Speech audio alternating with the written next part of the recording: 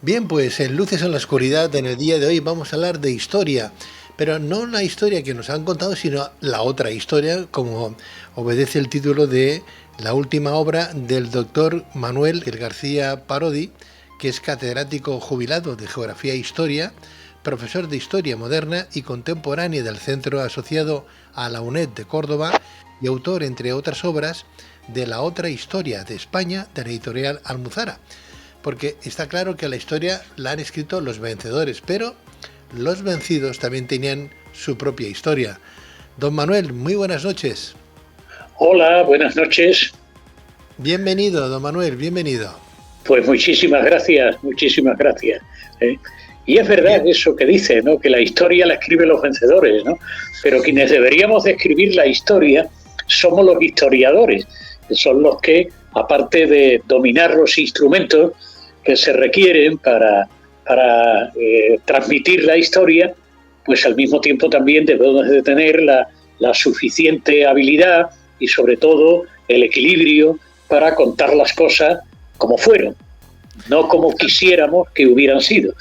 Claro, que es diferente, que eso es muy diferente. Y así ha llegado la historia un poco tergiversada, ¿no, doctor? Sí, claro, efectivamente. Bueno, esto que yo acabo de decir con mejores palabras lo dijo Cervantes, ¿no? Poniendo en boca del bachiller Sansón Carrasco unos consejos, ¿no? O sea, hay unas observaciones que decía que efectivamente lo mismo que el poeta puede contar las cosas como él quisiera que hubieran ocurrido, al historiador se le obliga a tener que contar las cosas como fueron, ¿no? Y evidentemente, si esto lo hacemos, es cuando evitamos la tergiversación del pasado, porque esto es tremendamente peligroso, tergiversar el pasado, porque esto nos condiciona el presente. Ese es el valor de la historia. Por ello, yo muchas veces siento, ¿no?, como personas que realmente deberían estar tratando otros temas, ¿no?, se meten a historiadores y provocan cuanto menos confusión, cuanto menos confusión. Bueno, podemos encontrar ese tipo de personajes en todos los lugares del mundo, hasta Sí, sí, en incluso... todas partes, no estoy personalizándolo en ninguno, pero esto es algo que ocurre, que ha ocurrido, y que sigue, por desgracia ocurriendo. Mira, cuando publiqué este libro, unos días antes de escribir la introducción o el prólogo, tuve una conversación con un colega que me decía lo siguiente, dice, mira, aquí cuando alguien tiene un problema legal, va a haber un abogado. Y le pregunta al abogado lo que sea. Y luego si uno está o no está de acuerdo, ¿no?, con lo que le ha dicho el abogado, o lo sigue al pie de la letra o, en cualquier caso, puede buscar a otro, pero siempre a otro abogado. Si yo voy al médico y me dice que tengo tal dolencia y me parece que no ha acertado el médico, lo que hago es buscar otro parecer, pero siempre de un médico. Lo que no hago es preguntarle al vecino, ¿no?, al tendero de la esquina, que me dé su opinión. Y sin embargo, me decía este colega, en historia pues todo el mundo opina, ¿no?, sin muchas veces tener la base y los conocimientos adecuados. No estoy haciendo con ello una labor, diríamos, de decir que solamente los historiadores somos los que tenemos la capacidad de escribir y de decir la verdad, ¿no? Pero, hombre, por lo menos un historiador es una persona que tiene una formación, que tiene unos conocimientos, ¿no?, que tiene, diríamos, el dominio de cómo usar las fuentes, ¿no?, en las que se basa la verdadera historia, ¿no? Y yo pienso que muchas veces lo echo de menos, ¿no? Echo de menos. Y, insisto, no es un corporativismo.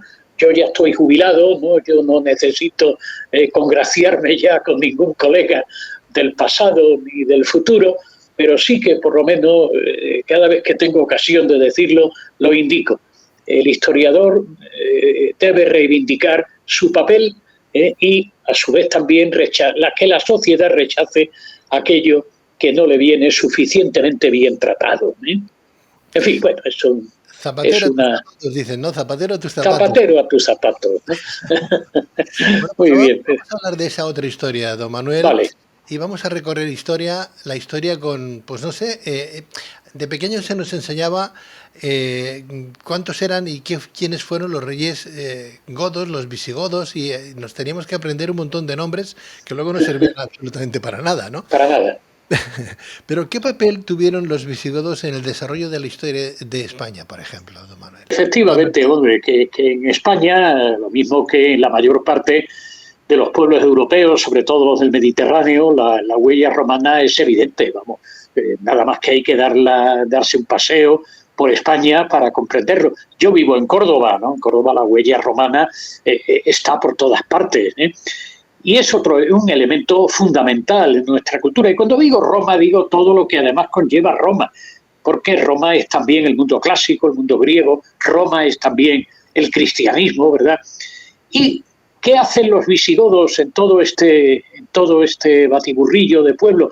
Pues los visigodos son unos señores que llegan a la península ibérica en el siglo XV, que van a establecer una monarquía que ocupa también parte de Francia, que en un principio no domina toda la península ibérica, pero que terminan dominándola casi al mismo tiempo que pierden sus dominios en Francia y logran la unidad peninsular, ¿no?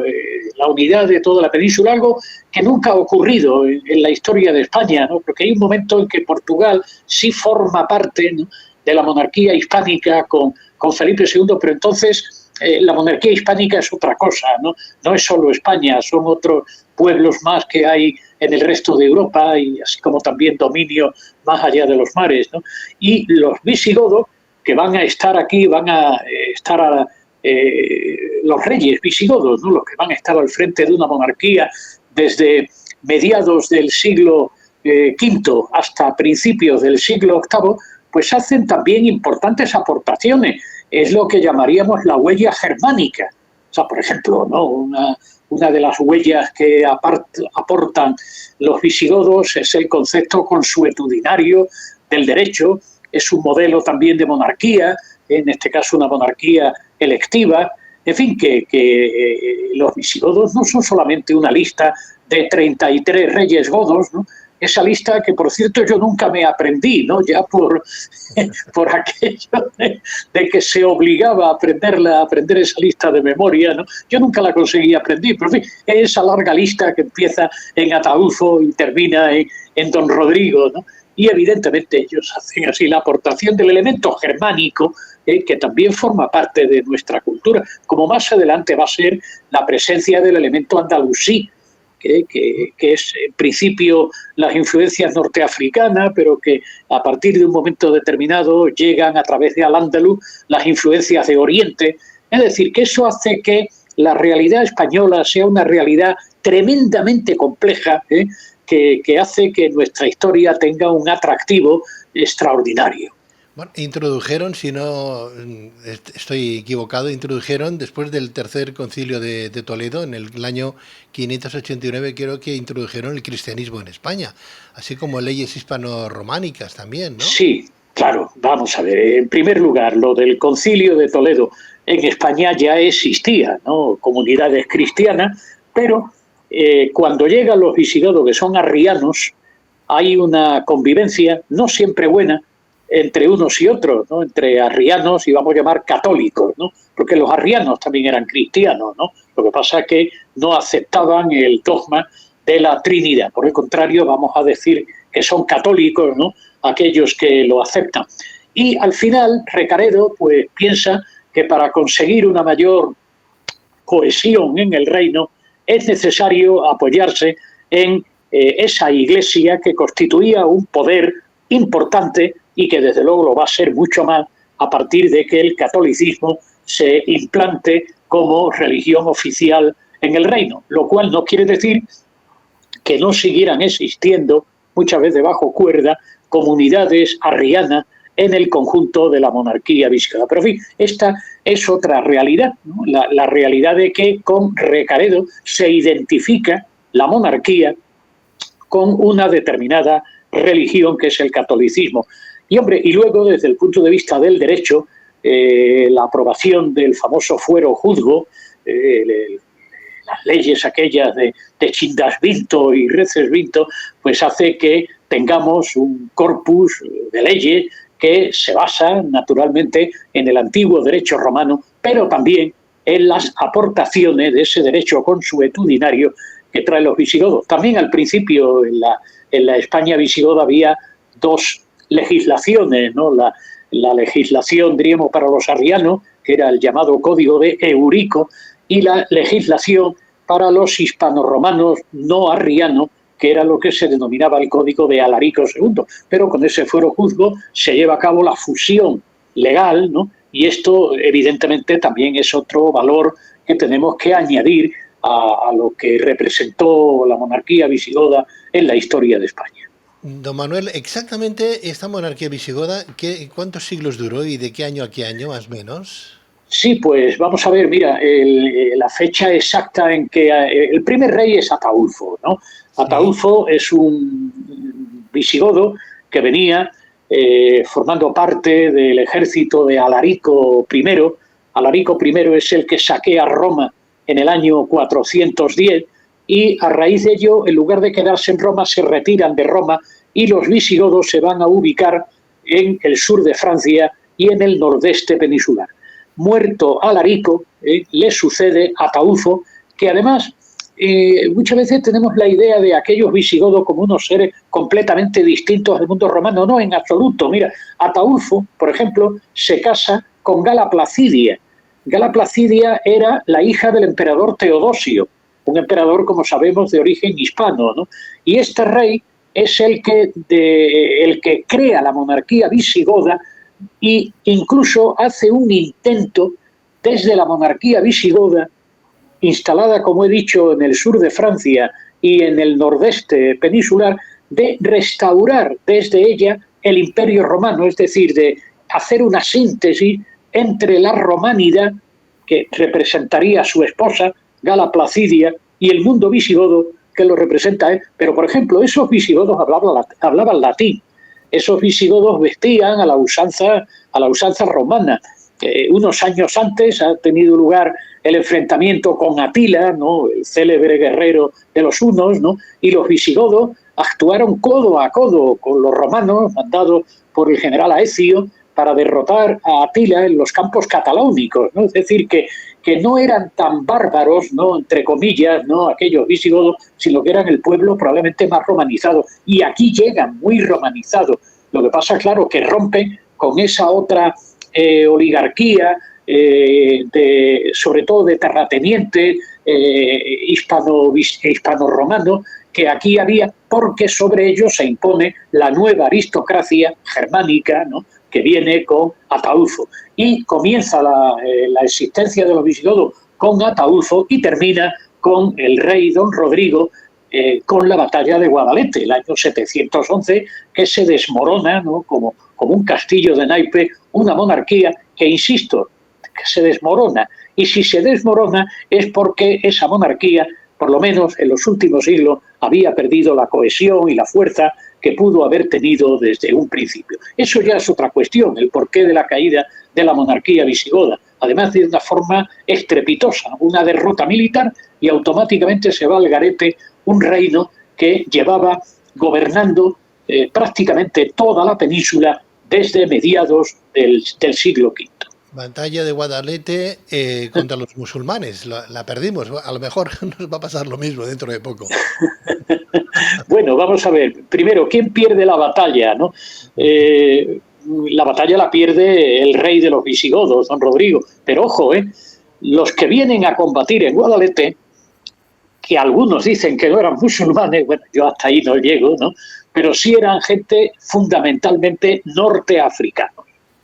Eran gente normalmente norteafricana, cuya primera incursión la dirige un señor llamado Tarik, que era norteafricano. Tarik era un rifeño, que en ese momento está bajo las órdenes de una autoridad musulmana, Muza, ¿no?, que era el representante del califa que se encuentra en aquellos momentos en Damasco, ¿no?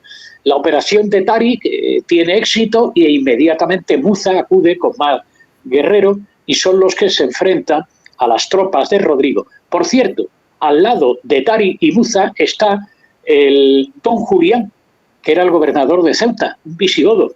Estaba también el arzobispo de Sevilla, que era visigodo y cristiano, y que se pone al lado de los musulmanes, ¿no? de los norteafricanos, ¿no? De modo que hay también un elemento de guerra civil, ¿no? En el episodio de Guadalete.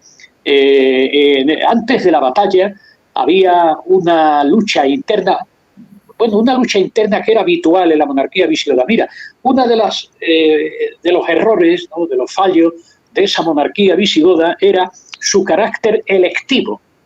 El rey no era sucedido de padre a hijo o a quien correspondiera, sino que el nuevo rey era elegido por los magnates, ¿no? por la nobleza visigoda, y de esta manera accedía al trono.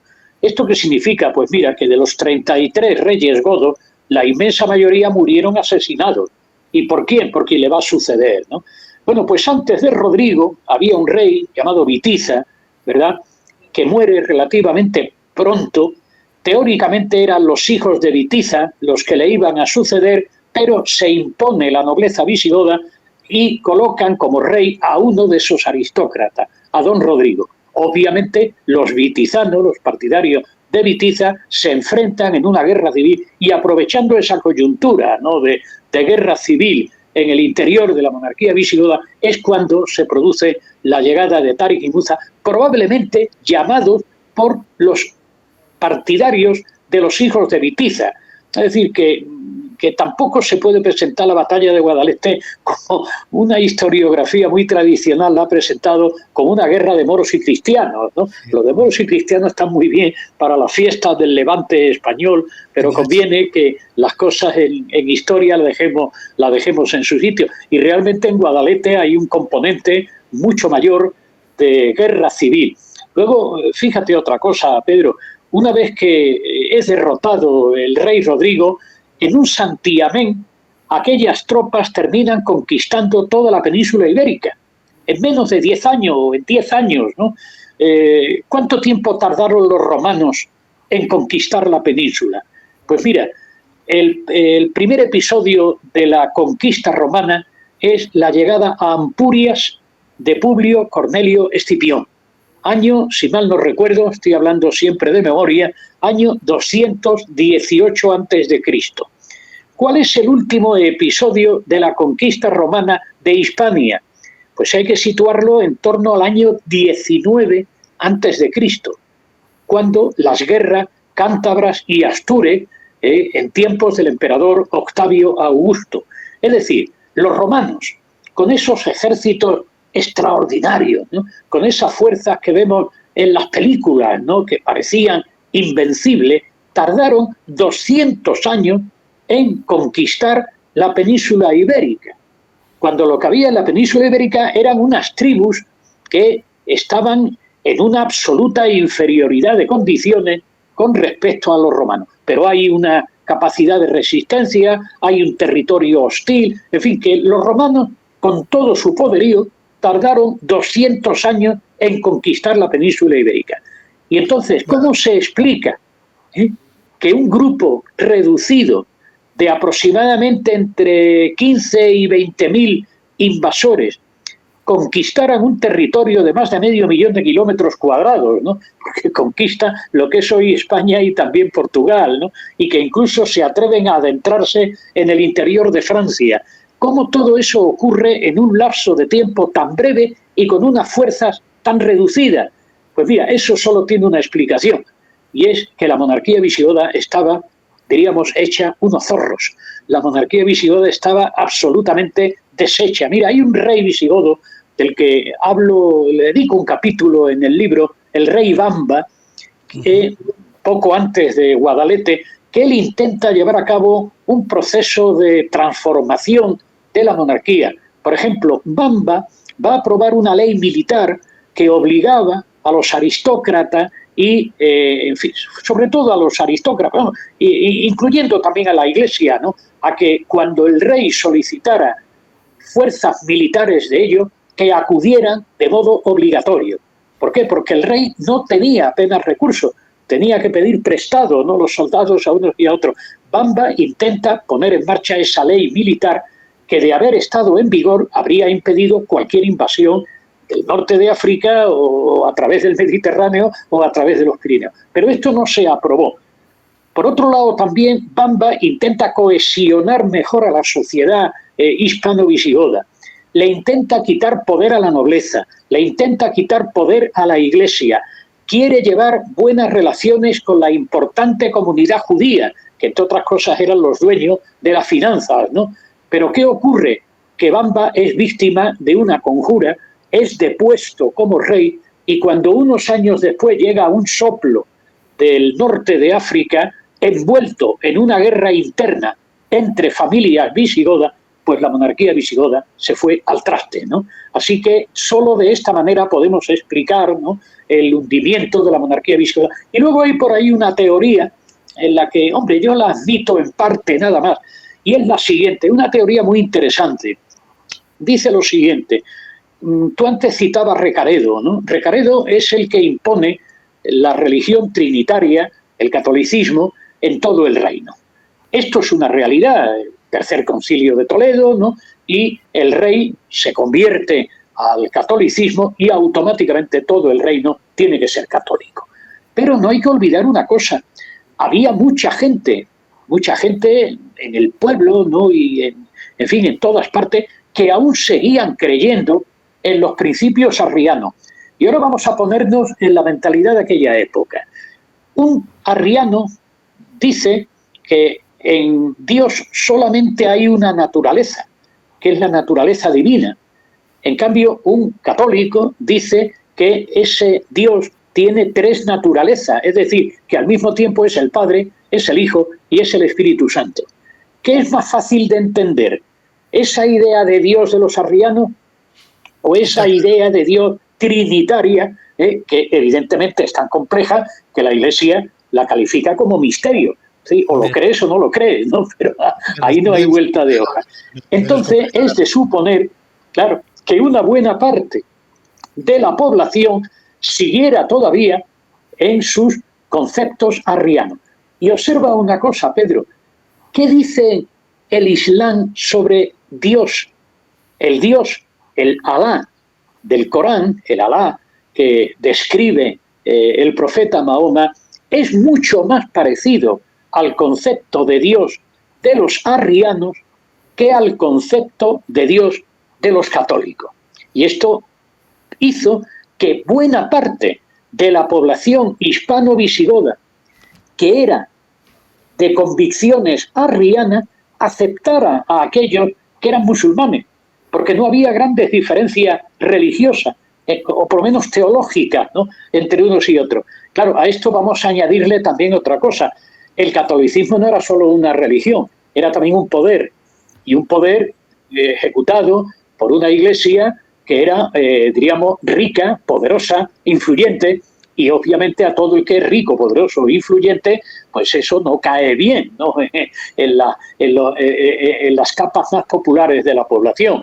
Y esto explica que también, pues, muchos de esos hispano-visigodos de a pie, ¿no?, que vive en Segovia, ¿no?, el que vive en Toledo, el que vive, pues entendiera mucho mejor todo lo que le aportan esos invasores norteafricanos, ¿verdad?, que el establishment, vamos a llamarlo así, que estaba establecido. Solo así se entiende que en un lapso de tiempo tan breve y con unas fuerzas tan reducidas, pues puedan conseguir lo que los romanos tardaron nada menos que 200 años en lograr. Don Manuel, dos cosas. ¿Los romanos llegaron a invadir el País Vasco? ¿Sí? ¿O se quedaron en las puertas? Yo no lo sé con exactitud, vamos, no soy especialista en arqueología romana, que es por donde se puede, ¿no?, aseverar que llegaran o no llegaran. La verdad es que la zona norte peninsular, toda la zona del País Vasco, Cantabria, Asturias, como todos sabemos, es una zona muy abrupta, es una zona donde es difícil llegar. De hecho, los musulmanes no llegaron allí. De hecho, los musulmanes nunca llegaron a dominar. Cuando digo los musulmanes, me gusta mejor emplear la palabra al-Ándalus, ¿no?, que es quien mejor define a aquella civilización, aquel Estado, ¿no? Que desde luego, bueno, primero bajo un emirato, luego un califato, etcétera, pues nunca llegaron a pasar pues más allá del Ebro, ¿no? En la parte nororiental, y desde luego pues nunca llegaron a controlar la mayor parte de la meseta norte, es decir, que tampoco llegaron por allí.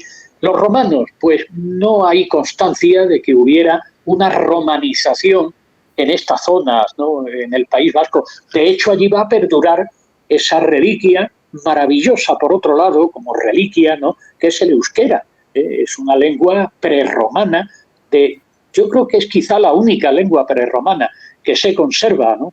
Y que independientemente de otro montón de cosas, de la politización que pueda haber en torno a la lengua, que yo desde luego discrepo de ello, porque estas son cosas que nunca se deben politizar, pero desde el punto de vista cultural es una lengua que nos debemos de sentir muy orgullosos de ella y que hay que proteger. Muy orgulloso porque para mí el euskera es una lengua española, claro, como el catalán, ¿no? Como el gallego, como el castellano, ¿no? Don Manuel, me habla usted del al-andaluz y yo entiendo que tuvo su tiempo, estamos hablando de siglos en España, donde sí, los musulmanes estaban gobernando la península, ¿no? Nada más y nada menos que creo que 8 siglos de sí, tiempo. Mucho tiempo. Muchos años.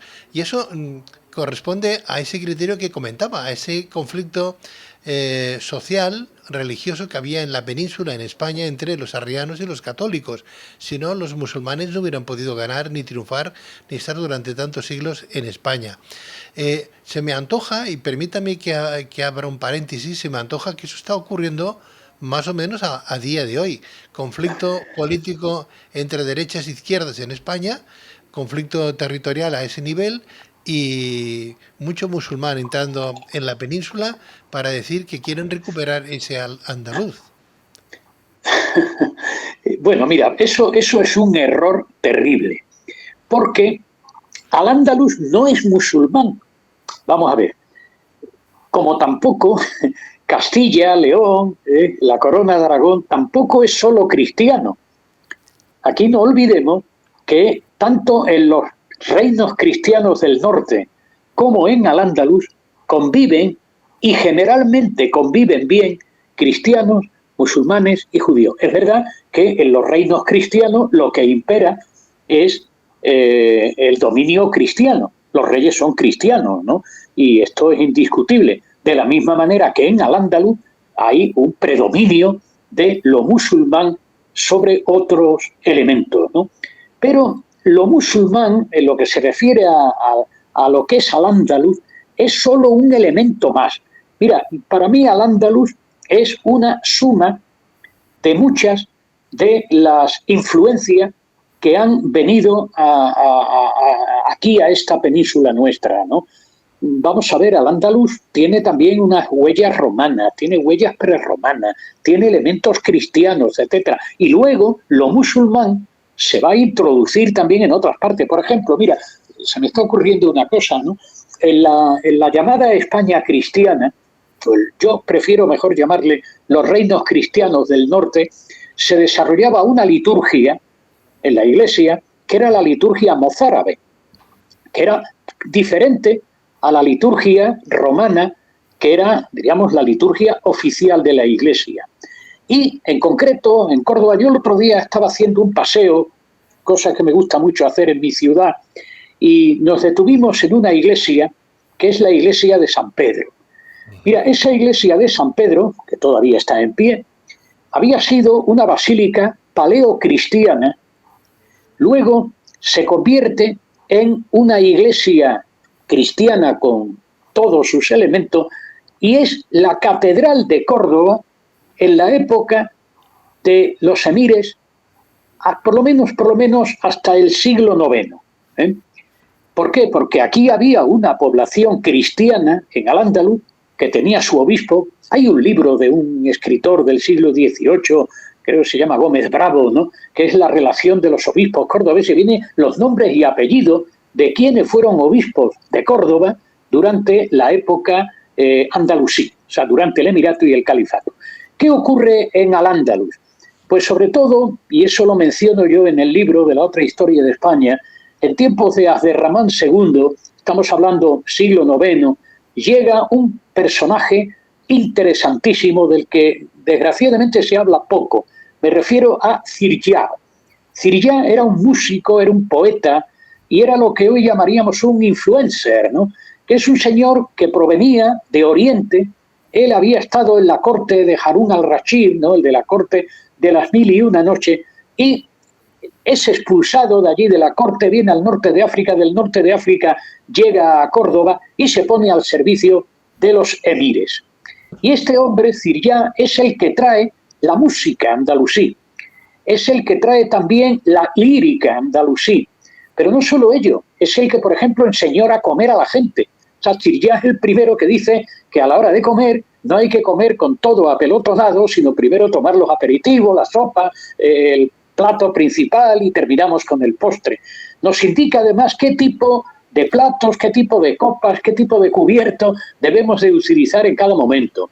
Es también el que impone la moda de la época, en donde dice cómo hay que vestir en verano, cómo hay que vestir en invierno. Entonces, este hombre trae, diríamos, las modas orientales muy sofisticadas, muy atractivas, y como consecuencia de ello, muchos mozárabes, que eran los cristianos que vivían en Córdoba, en Sevilla, en fin, en los principales centros de Al-Ándalus, ¿qué es lo que hacen sobre todo los jóvenes?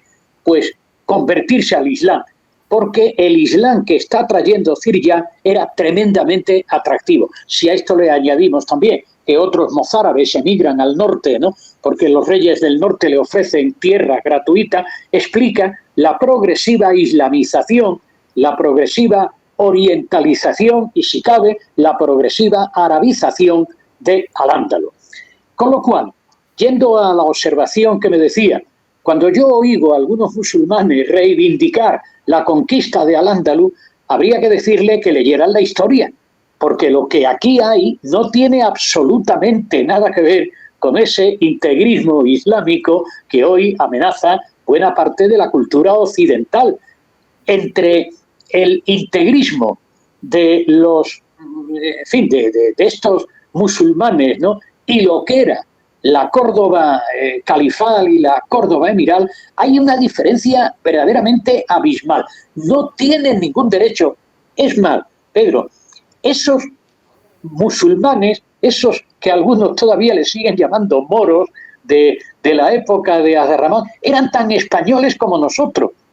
Mira, a mí me decía mi maestro en la universidad, el profesor don Juan de Mata Carriazo, creo que uno de los mejores historiadores que hemos tenido en el siglo pasado, nos decía que Abderramán III solo tenía como árabe la 16ª parte de su sangre.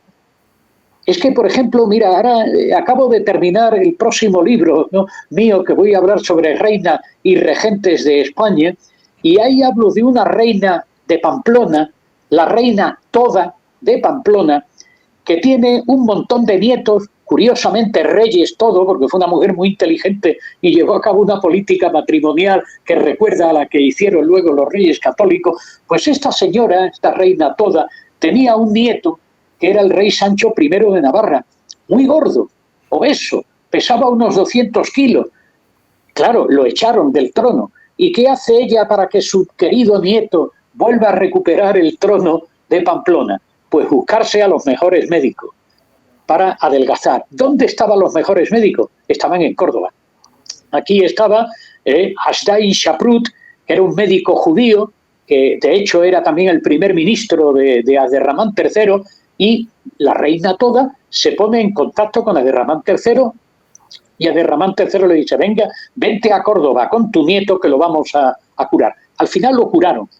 Pero ¿sabes qué relación había entre la reina Toda y Abderramán III? Pues eran tía y sobrino. Tía y sobrino. Si miramos con quiénes estuvieron casados los califas cordobeses, veremos, bueno, ellos eran polígamos,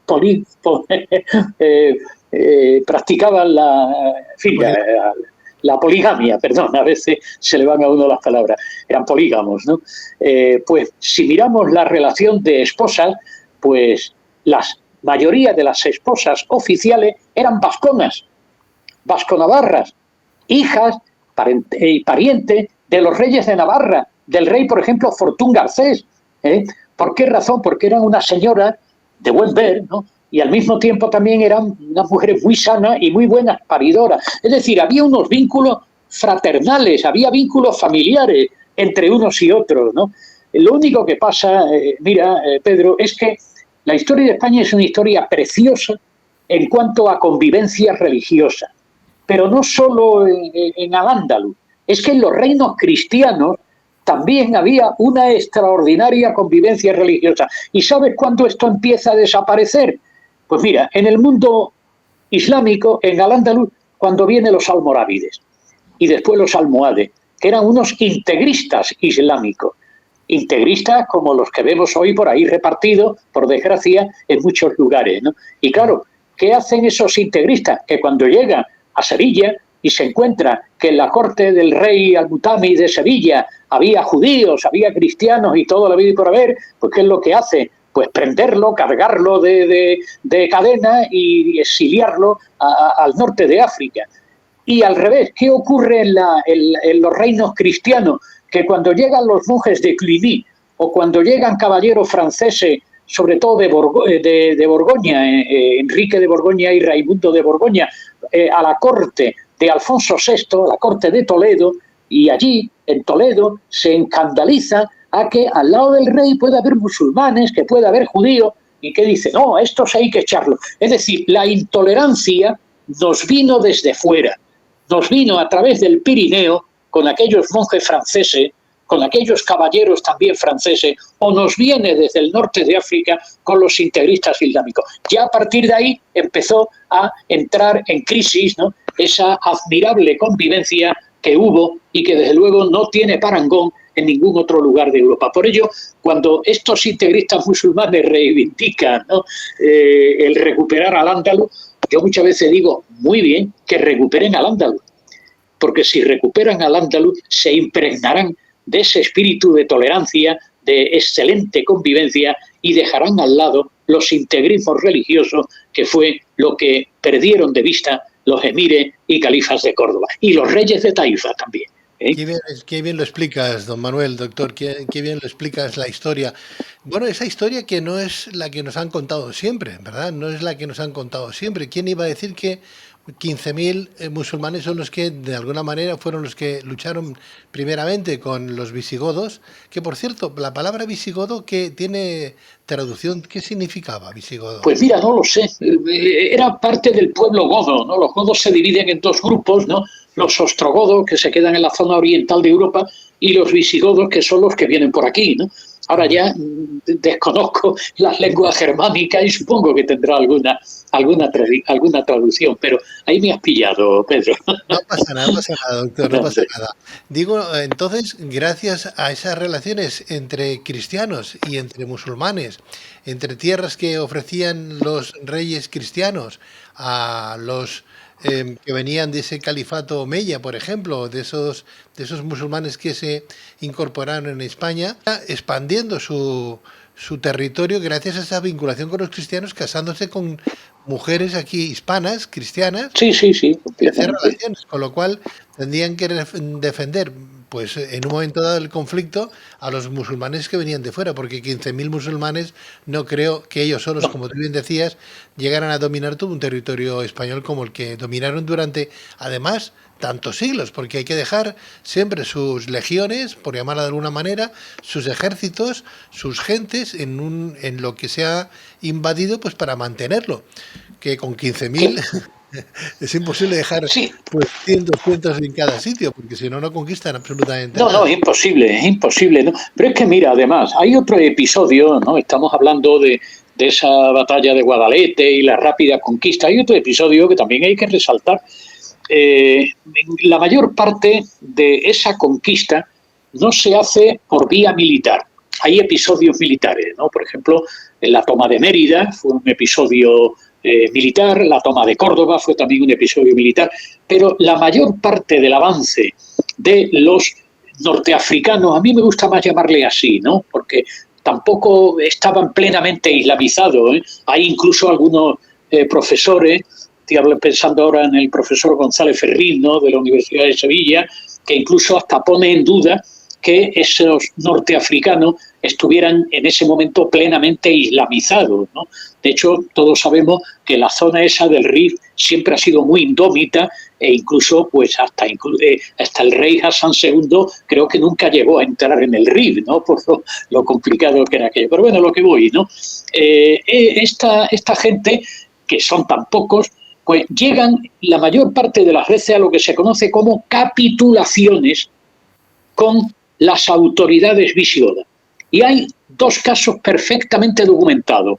Uno de ellos era el del conde Teodomiro de Murcia, que llega a un acuerdo con los invasores y en ese acuerdo se pacta que Teodomiro, que ahora se va a llamar Tuzmir, cambia el nombre, pues que ese Tuzmir va a seguir siendo el gobernador de la región de Murcia, ¿verdad?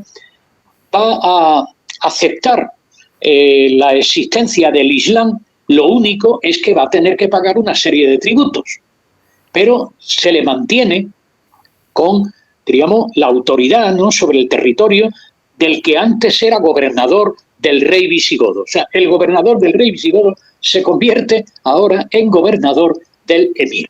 Y otro caso parecido es el conde Casio de Zaragoza, que va a encabezar una familia, los Bení Casi, los hijos de Casio, que van a ser los gobernadores de Zaragoza, pues prácticamente hasta que desaparece el califato de Córdoba, ¿no? Y eran también unos nobles visigodos que han llegado a un acuerdo con los invasores. Yo voy a seguir siendo el que mande en este territorio, pero en lugar de llamarme Casio, el conde Casio, ahora voy a ser el Casi o el Beni, hijo de Casio, ¿no? Hay otro detalle también curioso. Cuando en la batalla de Guadalete muere, o por lo menos desaparece Rodrigo, la viuda del rey Rodrigo, que si mal no recuerdo se llamaba Egilona, se casa con Abdelaziz, el hijo de Muza. Es decir, la esposa del rey derrotado se casa con el heredero de Muza al frente del Emirato andalusí. Es decir, que hay una cantidad de pactos, hay una cantidad de acuerdos que explica el que, más que por una conquista militar, sea por el llamado sistema de capitulaciones, por lo que el avance es tan rápido. Si no, no tendría otra explicación. Antes, don Manuel, estaban las capitulaciones, ¿verdad? A día de hoy, como diría este político que ya se fue, ¿no?, que decía que volveremos a conquistar Hispania, ¿no?, con el vientre de nuestras mujeres, ¿no? Más o menos sería una capitulación también, ¿no? Los Reyes Católicos tuvieron mucho, ya para finalizar aquí este encuentro de hoy, ¿no?, tuvieron mucho que ver, y además los caballeros del Temple, todos esos caballeros como los teutónicos, los germanos, que llegaron también a la península para impedir algo que ya se había constituido, porque claro, si se habían casado las hijas o las esposas de los reyes cristianos con descendientes de los musulmanes, pues no sé, los Reyes Católicos aquí tuvieron que tener un frente difícil de resolver, porque estamos hablando del año 1000, cuando empezaron las cruzadas. Sí, pero bueno, aquí mira, esas órdenes militares, ¿no?, vienen fundamentalmente cuando ya hay una guerra. Porque aquí hablamos de la palabra reconquista, ¿no? Esa es una palabra que está absolutamente inventada, ¿no? Es un invento del siglo XIX, la palabra reconquista. Pero bueno, la verdad es que por lo menos hasta la toma de Toledo, año 1085, pues lo que hay es un avance cristiano a través de esa repoblación, entre otros de mozárabes, de vascones y cántabros que vienen del norte, en fin, que a partir de un momento determinado sí que hay ya un enfrentamiento que tiene su lógica, porque Al-Ándalus ya no es el Al-Ándalus permisivo del califato y ni siquiera el de los reinos de Taifa, sino que Al-Ándalus es el territorio ocupado por almorávides y después por almohades, que eso sí que representa un peligro, porque eso sí vienen con afanes imperialistas, ¿no?, para echar a todos primero echaron y liquidaron a todos los reinos taifas, ¿no? Pero si además podemos liquidar a los reinos cristianos, mejor. Y es entonces cuando empieza a haber un espíritu de cruzada que culmina en la famosa batalla de las Navas de Tolosa, en donde hay una participación internacional y donde están presentes, como es natural también, las órdenes militares, pero no tanto las órdenes teutónicos en la Europa oriental o los templarios, ¿no? En Palestina, pero sí son las órdenes españolas, ¿no? La de Calatrava, Alcántara, Santiago o la de Montesa en la corona de Aragón. Y ahí sí ya hay un espíritu de cruzada, pero yo también pienso que muchas veces bajo ese término cruzada lo que se exponen son intereses primero de supervivencia. ¿Por qué Alfonso VIII convoca a todos a luchar en las Navas de Tolosa y el Papa Inocencio III le da rango de cruzada a aquella operación? Porque si no vienen alguien en mi ayuda, mañana tenemos a los almohades en Toledo y después de Toledo en Valladolid y después de Valladolid lo tenemos en Oviedo, que los almohades constituían una fuerza militar muy poderosa. Pero es más bien una cuestión de supervivencia del propio reino. Y luego ya una vez que desaparece el peligro de los almohades, pues sigue habiendo una guerra, pero ya es una guerra de expansión territorial. ¿Qué hace Fernando III en Castilla, Alfonso IX en León o Jaime I en la corona de Aragón? Lo que hacen es expandir sus territorios sobre el hueco que han dejado los almohades. Y ahí sí que se puede hablar ya de una conquista sistemática. En la conquista del Valle del Guadalquivir hay ejércitos perfectamente armados, hay un sistema de ocupación de las ciudades, hay un reparto de territorio, no digamos ya lo que hace Jaime I en Valencia y en Baleares, ¿no? Pero en fin, aunque siempre se le pone, la palabra cruzada, ¿no? Porque lo de cruzada suena bien, ¿no? Ahí hay un componente místico religioso, cuando realmente lo de místico y religioso podía existir, evidentemente, pero en mi opinión prevalecía más los intereses de expansión territorial, primero de supervivencia y luego de expansión territorial de aquellos reinos. O sea que hay muchas maneras de contar la historia medieval de España.